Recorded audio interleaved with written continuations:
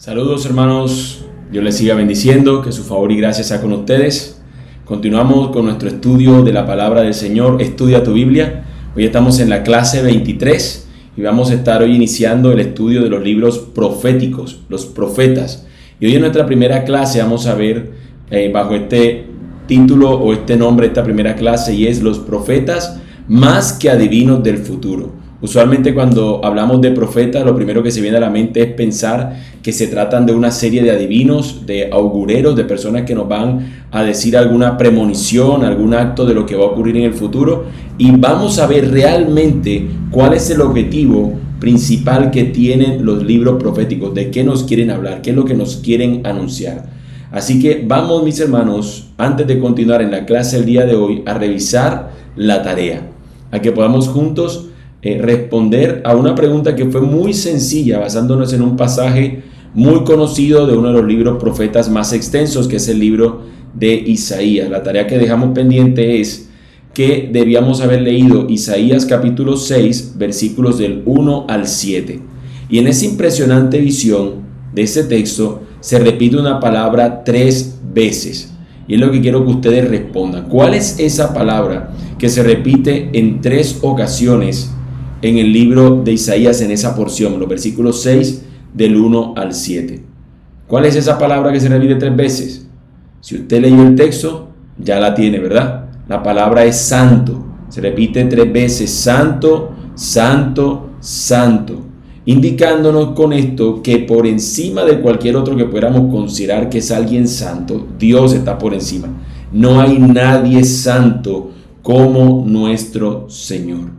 Así que habiendo revisado así rápidamente la tarea del día de hoy, como era muy sencilla, por eso no les invité a que lo escribieran. Para la de mañana seguramente sí van a tener que tomar un tiempo, una pausa vamos a hacer para revisarla, pero al menos la del día de hoy era algo que teníamos allí como que muy pronto que lo veíamos y podemos escribirlo.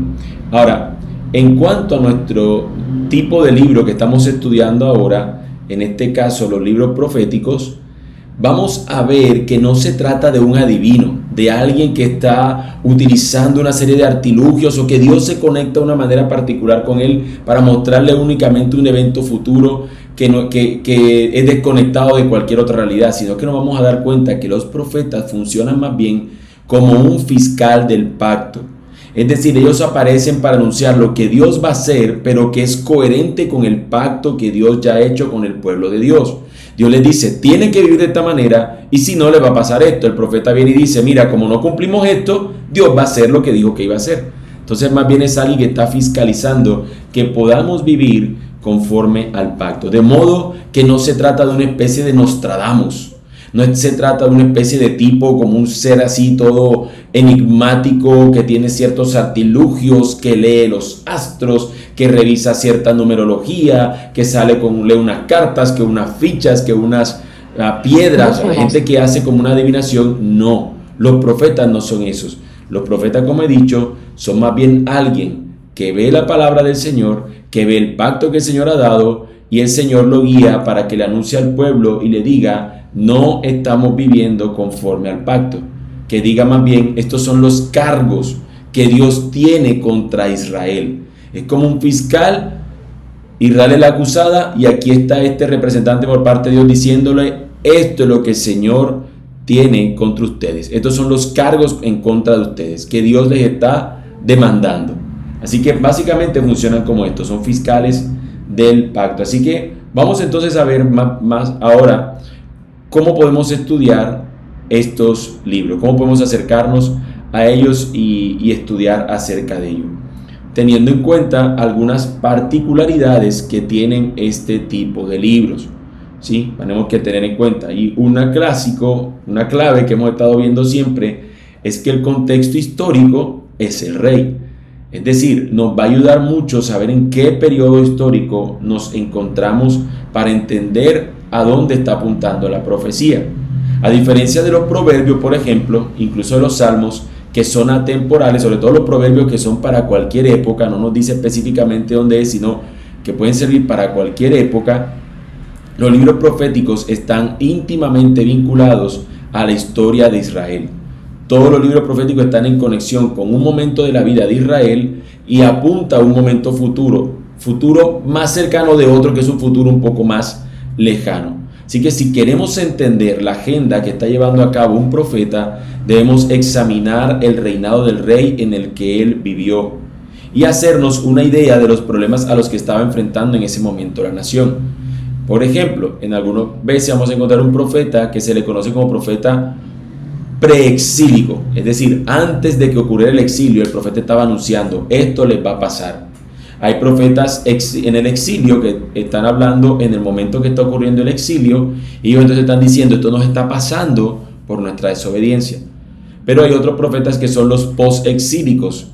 Usualmente ellos dicen: estamos aquí por la situación que hicimos, pero el Señor promete y nos va a liberar. De hecho, todos los profetas usualmente tienen esa consigna. Por más de que ellos anuncian lo que va a estar ocurriendo por la desobediencia, por la rebelión del pueblo, por la inmoralidad, por la idolatría, por el adulterio espiritual que cometieron, el Señor promete también regresarlos nuevamente a la tierra de donde ellos iban a ser extraídos. Así que es muy valioso que sepamos el periodo en el que se encuentra el libro profético que estamos leyendo para entender a dónde estaba apuntando esa profecía. Hay algunos que escribieron para el reino de Judá y otros que escribieron para el reino de Israel principalmente. Así que también eso importa mucho. Así que es bueno que a la par de los libros proféticos tengamos en cuenta los libros de primero y segundo de Reyes, por ejemplo, que nos ayudan a ver los distintos reyes que hubo en Israel, porque algunas veces los profetas dicen en el año del rey fulano o en el reinado o donde ocurrió este evento, y nos ayuda mucho a ubicarnos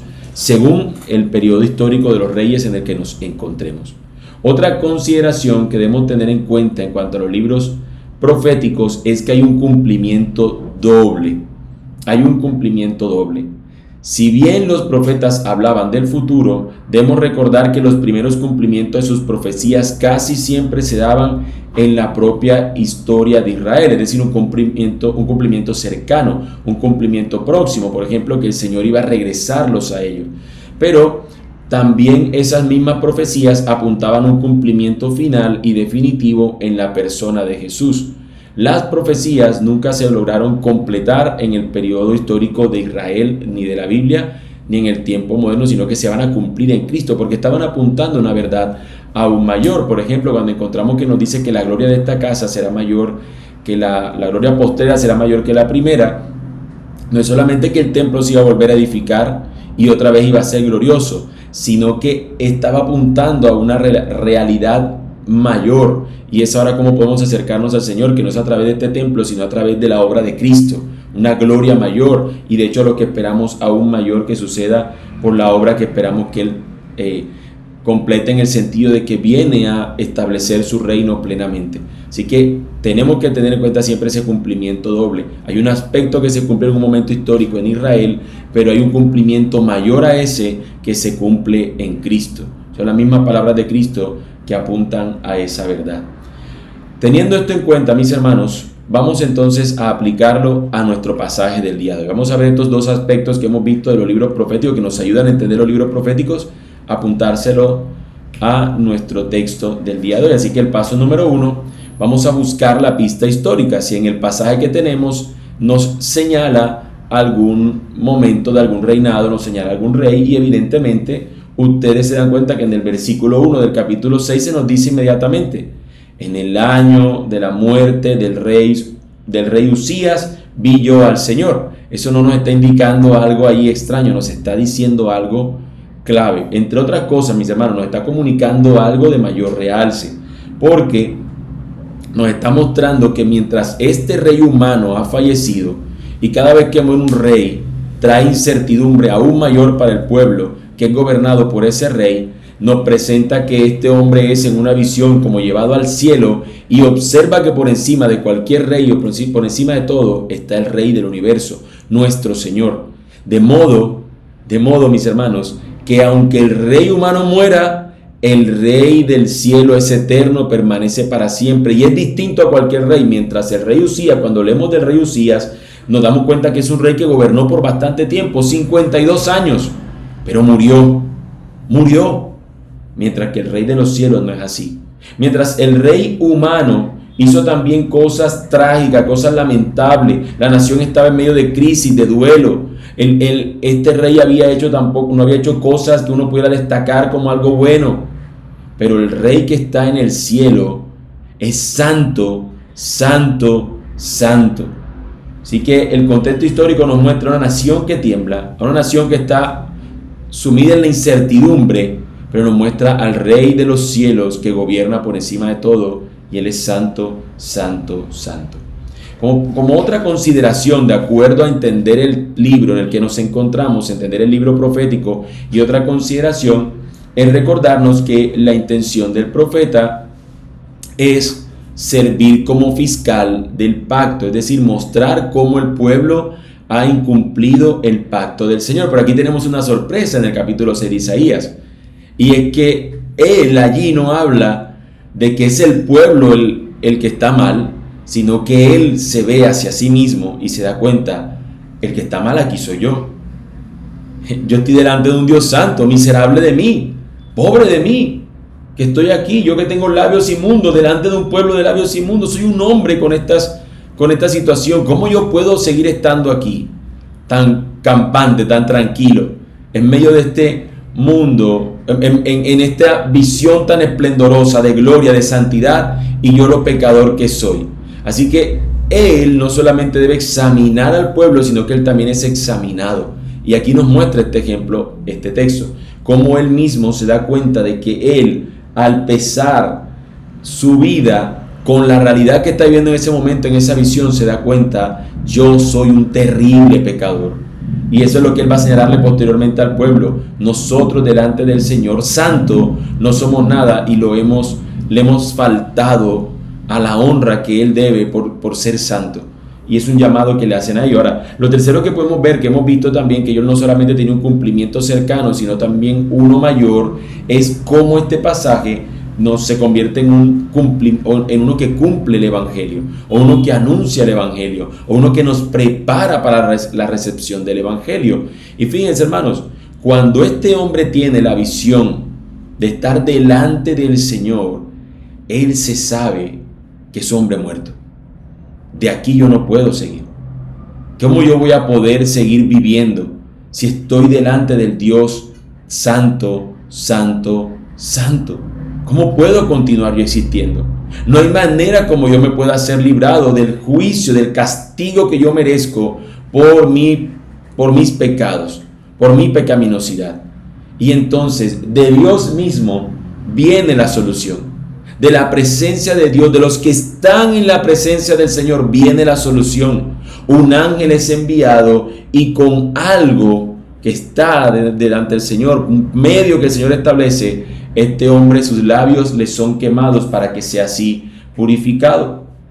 Nosotros veremos más adelante que la culpa por nuestro pecado no va a ser quitada con un carbón, sino con el medio que el Señor otorgó, y es nuestro Señor Jesucristo viniendo a nuestro rescate. Y en lugar que fueran nuestros labios los que se han quemado, fue Él, y no solo sus labios, sino todo Él recibe el castigo. Su sangre derrama para el perdón de nuestros pecados. Dios mismo consideró un medio para que nosotros recibiéramos el perdón por nuestros pecados, fuéramos limpiados de nuestra maldad. En Cristo fue que eso es posible para nosotros. Cualquiera de nosotros podría pronunciar las mismas palabras de Isaías: yo soy hombre muerto porque estoy delante de un Dios santo. Pero Dios nos hace aceptos ante su presencia por medio de Él purificarnos. Y la purificación no fue un carbón, sino fue Cristo recibiendo el castigo, la ira de Dios sobre Él. Bendito sea nuestro Dios. Bendito sea nuestro Salvador.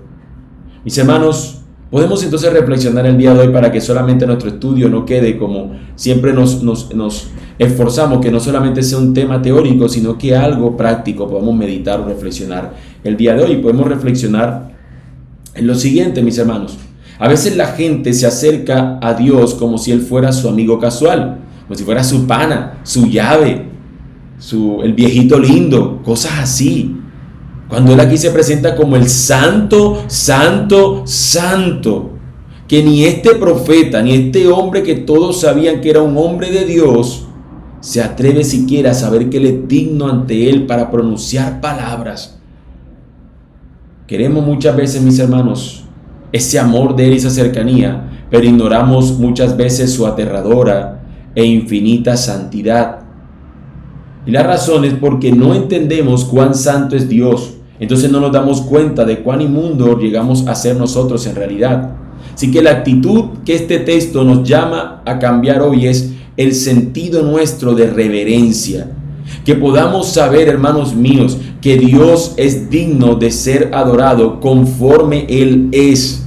Si bien es cierto que se presenta como un Padre bueno, que está en los cielos y cercano para nosotros como nuestro Padre, también al mismo tiempo tenemos que reconocer que Él es santo, santo, santo. No puedes confiar en la gracia hasta que no veamos nosotros lo inmerecedores que éramos de esa gracia, porque éramos culpables. Así que no deberíamos hoy acercarnos confiados en que por nuestras propias obras que nos acepta el Señor, sino que tuvo que ser alguien recibir un carbón encendido, en este caso la ira de Dios sobre él, para que nosotros hoy podamos acercarnos ante el Señor. Así que delante del Señor podemos acercarnos hoy, porque Cristo recibió en la cruz el castigo que tú y yo merecíamos, para que ahora podamos nosotros responder al llamado de nuestro Dios. Terminando con esto, mis hermanos, quisiera dejarles una tarea para el día de mañana. Mañana vamos a ver las preguntas claves. ¿Qué pregunta hacerle a una porción del texto que tenemos que hacer? La clase de hoy, recuerden, es para entender un libro profético, acercarnos a él, tener una noción de cómo acercarnos a él y entenderlo. Utilizan a veces lenguajes muy particulares y demás, pero nos está apuntando a algo que va a entenderse claramente cuando nos lo dice. Ahora bien, vamos mañana a ver preguntas claves que podemos hacernos cuando tomamos una porción de un texto y poder ir haciendo algunas consideraciones en nuestro texto para entenderlo de una mejor manera. Así que mañana la tarea es que ustedes puedan leerse Isaías capítulo 1, versículos del 11 al 17. Isaías capítulo 1, versículos 11 al 17. Allí en ese pasaje vamos a ver que Dios rechaza la religiosidad hipócrita del pueblo, pero en el versículo 17 les dice qué es lo que ellos deberían estar haciendo. Entonces, por un lado les dice, ustedes son unos hipócritas, pero luego les dice qué cosas sí deberían ellos estar haciendo. Así que mañana quiero que ustedes traigan la respuesta a esta pregunta o a esta tarea.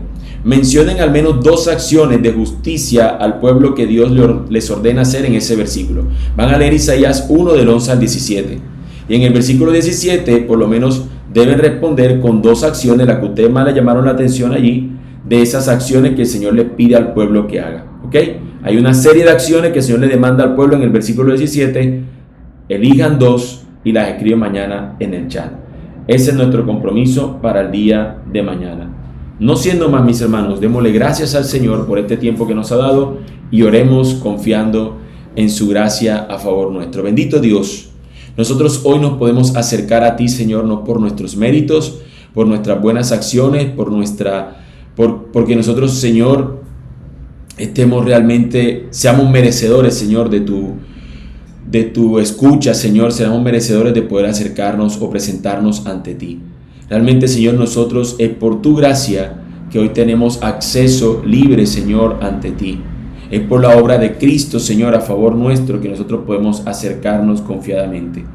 Y yo por ello, Señor, me acerco a ti y te pido, Dios eterno, ayúdanos a no olvidar que la gracia, Señor, que nos ha sido dada es tal que nos lleva a nosotros a poder confiar y a poder descansar en que en Cristo podemos ser escuchados. Porque si dependiera de nosotros, Señor, nosotros estaríamos perdidos y no tendríamos razón alguna para acercarnos a ti.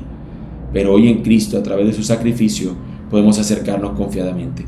Guíanos, Señor, te lo pedimos. Ayúdanos que el resto de este día podamos glorificarte y honrarte, bendecirte y exaltarte. Para la gloria de tu santo nombre, Señor, pedimos todas estas cosas. Amén y amén. El Señor les bendiga, mis hermanos, que su favor y gracia sean con ustedes y que el día de mañana vengamos bien dispuestos para seguir aprendiendo, para llevar a cabo las tareas y que en todo y por todo nuestro Señor sea glorificado. No lo olviden, Él es santo, santo, santo. Bendito sea nuestro Señor.